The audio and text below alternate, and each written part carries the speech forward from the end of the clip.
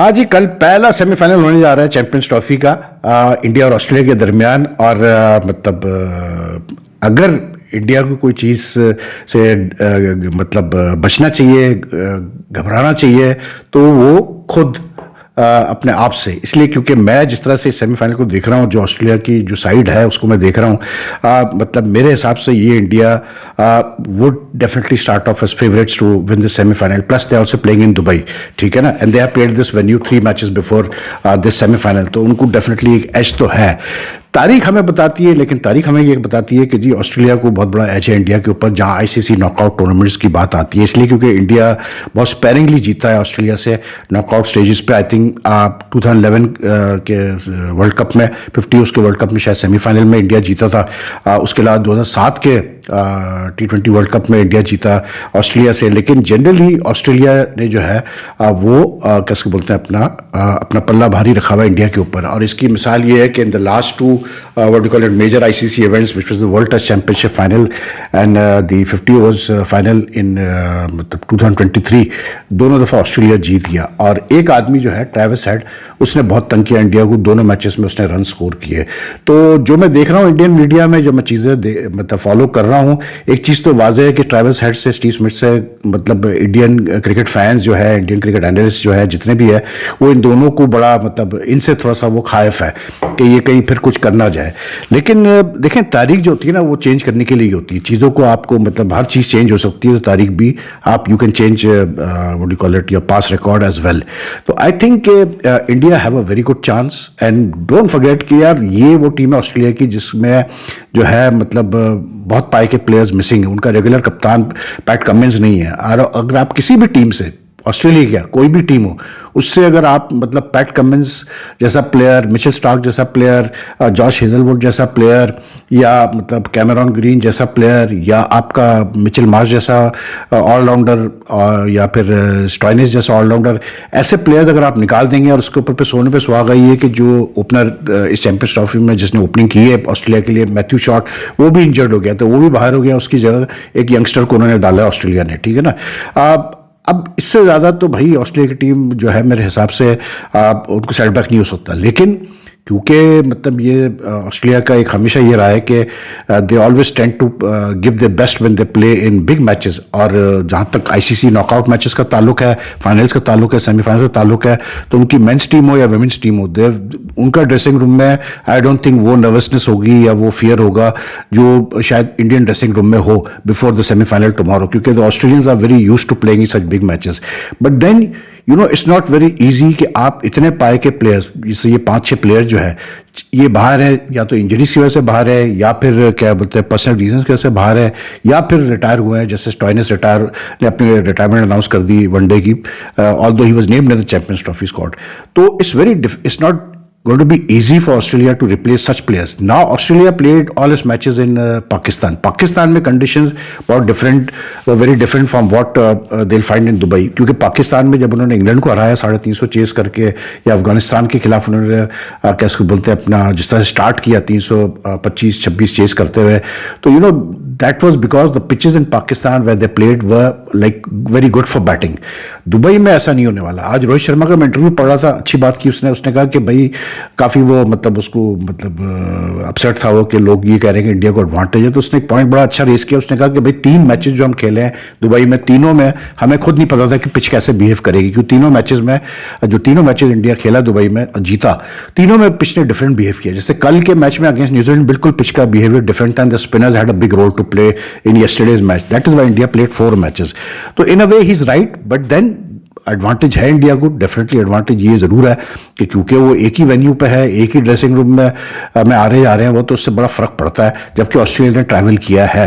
लेकिन ऑस्ट्रेलिया को ज़्यादा एडजस्टमेंट करनी पड़ेगी दुबई में, बिकॉज ऑब्वियसली बात है कि I don't think that they going to get a batting track in Dubai. Let's be honest, it will be like, it won't be an out bowlers track, but it will be a track where there will be something for the spinners, something for the pace bowlers. और जब pitch slow और थोड़ी सी sluggish होती है जैसे Dubai में होती है, तो 4 पिचेज हैं इनके पास, ठीक है। अब हमें नहीं पता कल किस टाइप की पिच आएगी, लेकिन ये मैं गारंटी से कहता हूँ it will not be an out and out batting pitch, क्योंकि ऑस्ट्रेलिया की जिस पर स्ट्रेंथ है, जिस पर वो डिपेंड कर रहे हैं, वो बैटिंग ही है उनकी, क्योंकि उनकी मेन पेस बॉलिंग बुरी तरह इफेक्ट हुई है with like the key pace bowlers out plus the allrounders out, तो उनको बॉलिंग में तो बड़ी मुश्किल हुई है। And the reason they won the champions Trophy matches was they in the semifinals because the batting came really good. लेकिन India के खिलाफ स्टोरी मुझे लगता है डिफरेंट होगी, बिल्कुल डिफरेंट होगी। Travis head yes is a danger for India the way he place, but on this sort of track I think Travis head भी उस तरह से फ्री फ्लोइंग शॉट्स नहीं खेल पाएगा जिस तरह से वो अब तक खेलता आया है इस चैंपियंस ट्रॉफी में।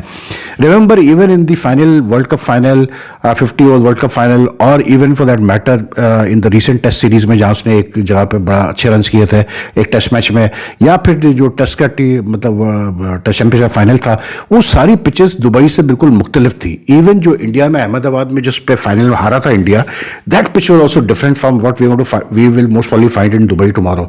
तो I think India only have themselves to fear, to be very honest. India के पास जो क्वालिटी स्पिनर्स हैं, and I think they might like still stick with the same bowling attack. I won't be surprised if they stick with the same bowling attack through which they won against New Zealand. इसलिए क्योंकि उनके पास उनको advantage, जैसे मैं बार बार कहता हूँ कि 3 अच्छे ऑलराउंडर्स पाए के ऑलराउंडर्स का एडवांटेज है, अक्सर, Jadeja and Hardik, and so they will still end up with having, even if they play 4 spinners like they played against New Zealand, which was like Jadeja, Kuldeep, Aksar and what do you call it, Varun, वो फिर भी जो है 6 bowlers उनके पास है, और ये एक बहुत बड़ा एडवांटेज है इंडिया को कि दे डोंट हैव टू, मतलब उनको ज़्यादा अपना आगे पीछे नहीं करना।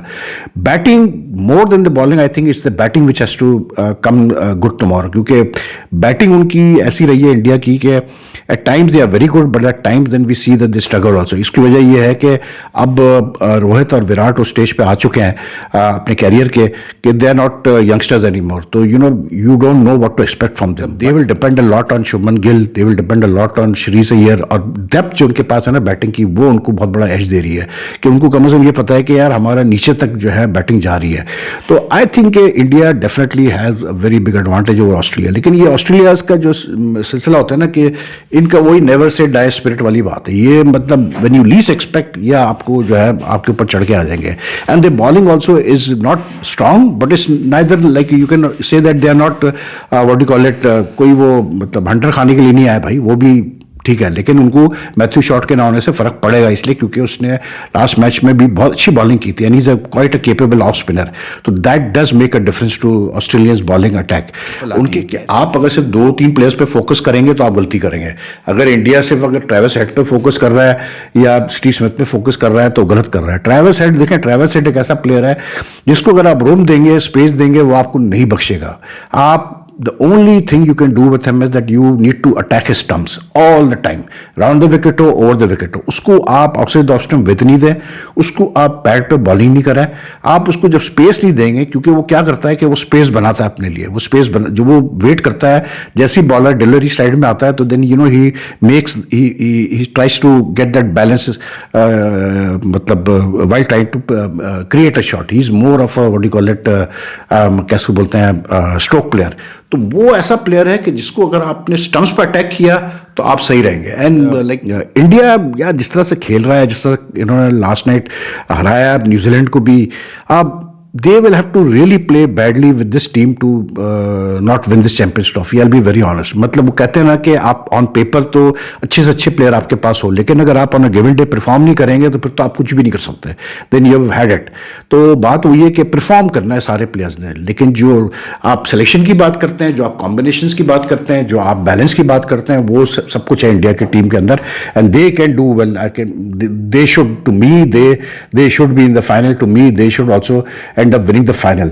एंड मतलब जो दूसरा सेमीफाइनल है न्यूजीलैंड साउथ अफ्रीका का, उसका हमें नहीं पता क्या पोजीशन आती है, लेकिन that's going to be one interesting semifinal. I think it will be a blaster, क्योंकि वो लाहौर में हो रहा है तो रन्स बनेंगे, उसमें तो रन्स बनेंगे, बड़े ठीक ठाक तगड़े रन्स बनेंगे।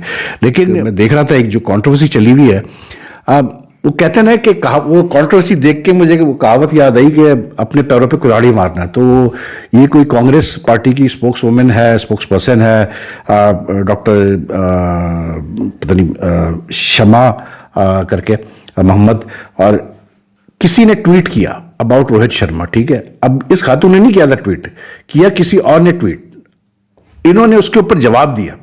उस बंदे ने शायद रोहित की कोई बात की या फिटनेस की कोई बात की, इन्होंने उसके ऊपर जवाब दिया। अब जवाब क्या देती हैं भाई खातून, वो ये देती है कि जी उन्होंने बेसिकली बॉडी शेमिंग की रोहित शर्मा की, उसको फैट बोला कि जी ये फैट, चले वो तो हो गया। उसके बाद वो कहती है ये सबसे जो है मतलब ख़राब कप्तान रहा है इंडिया का। अगर आप पेडिग्री देखें, जो लेगेसी है हमारी, जो मतलब जिस तरह के हमने कप्तान और प्लेयर्स हमने प्रोड्यूस किए हैं, तो ये सबसे अनफिट प्लेयर है और ये वो करके।